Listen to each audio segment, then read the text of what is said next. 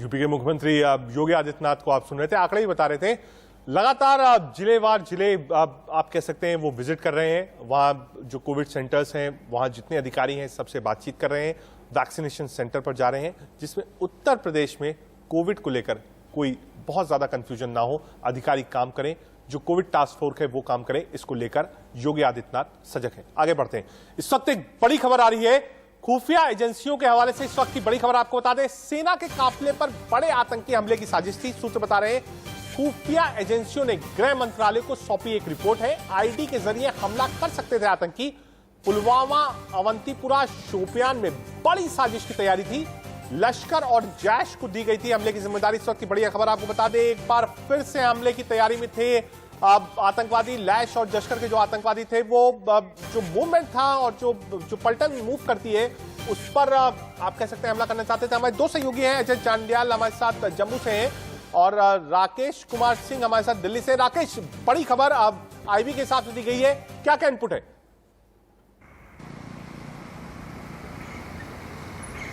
देखिए रजत, आईबी ने गृह मंत्रालय को रिपोर्ट सौंपी है जिसमें ये साफ तौर पे जिक्र किया गया है कि जो आईबी के पास सूचना है उसके मुताबिक पुलवामा, अवंतीपुरा और शोपियां में आईडी के जरिए जो है बड़ा हमला करने के फिराक में है आतंकी, और इसका जिम्मेवारी लश्कर और जैश को दिया गया है और इसमें मदद उनकी जो है टीआरएफ और हिजबुल मुजाहिदीन करेगा। सबसे महत्वपूर्ण बात यह है कि रोड ओपनिंग पार्टी के साथ साथ जो कन्वॉय है उस पर हमला करने के लिए साफ तौर पर निर्देश दिए गए हैं। और जम्मू कश्मीर हाईवे पर पंपोर से बिजबेहड़ा, काजीगुंड के आसपास बारामूला, सोपोर और कुपवाड़ा मार्ग जो है निशाने पर है। 3 पेज की रिपोर्ट जो है गृह मंत्रालय को भेजी गई है जिसमें साफ तौर पर जिक्र किया गया है और यह भी कहा गया है कि सुरक्षा बलों को एसओपी का पूरी तौर पर पालन करना चाहिए। जो कन्वॉय है, रोड ओपनिंग पार्टी है, उसको खास तौर पर ध्यान देना होगा ताकि कोरोना काल में आतंकियों को लगातार जिस तरह से सफाया किया जा रहा है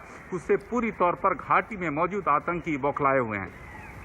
ठीक है राकेश, एक बार जम्मू का रुख कर लेते हैं।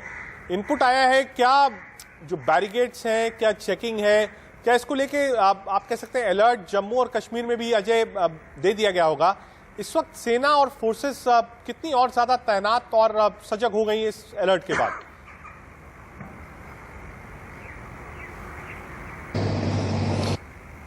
जिस तरह से ये अलर्ट जो है आईबी द्वारा गृह मंत्रालय को दिया गया, उसी वक्त जो है इसको शेयर किया गया है। जो सुरक्षा एजेंसियां ग्राउंड पर हैं जम्मू कश्मीर में जो काम कर रही हैं, चाहे वो सेना है, पुलिस है या फिर पैरामिलिट्री फोर्सेस है जिसमें सीआरपीएफ और बीएसएफ बड़े पैमाने पर है। और यहाँ पर आपको बता दूं कि यहाँ पर अलर्ट घोषित किया गया है। पुलवामा हमले के बाद से ही एसओपी डिजाइन कर दी गई थी कि जब भी जो काफिला खासतौर पे जब हाईवे पे चलता है तो हम आप देखें इस वक्त जम्मू श्रीनगर हाईवे पे हैं तो लगभग 3 हमले जम्मू श्रीनगर हाईवे पे पिछले कुछ समय में देखे गए हैं। उसके बाद एसओपी जो बनाई गई है, ये साफ किया गया है कि कॉन्वॉय जब भी जाएगी तब सिविलियंस की मूवमेंट को जो है वो बंद कर दिया जाएगा जब जिस इलाके से वो कॉन्वॉय गुजरेगी। इसके अलावा आपको बता दूं, जैसे यहाँ पीछे आप देखेंगे जम्मू कश्मीर पुलिस के जो नाके हैं, इसी तरह से अलग अलग जगह पर आरओपीज होती हैं, पुलिस के नाके हैं, सीआरपीएफ के नाके, जहां पर इस चीज को जाता है कि जो गाड़ियां आने जाने वाली हैं वो कौन है, कहां से आ रही हैं। क्योंकि पुलवामा हमले में जिस तरीके से आईडी का इस्तेमाल हुआ, एक सिविल जो है के बीच में ऐसे एक गाड़ी निकल कर आती है, बिल्कुल सचेत है। और आप बता रहे हैं बैरिकेड्स लगाया गया है। बड़ी खबर राकेश कुमार सिंह बता रहे हैं कि आईबी ने अलर्ट दिया है कि पुलवामा जैसा अटैक फिर से हो सकता है, कॉन्वॉय पर अटैक हो सकता है। अजय ने ground report Jammu and Kashmir से बताई कि वहां पर भी एसओपीज जो है उसको फॉलो किया जा रहा है। इस बड़ी खबर पर हमारी नजर रहेगी। राकेश, आप और जम्मू से अजय, आप दोनों का बहुत बहुत शुक्रिया। फिलहाल एक छोटा सा ब्रेक, आप देखते रहिए इंडिया न्यूज।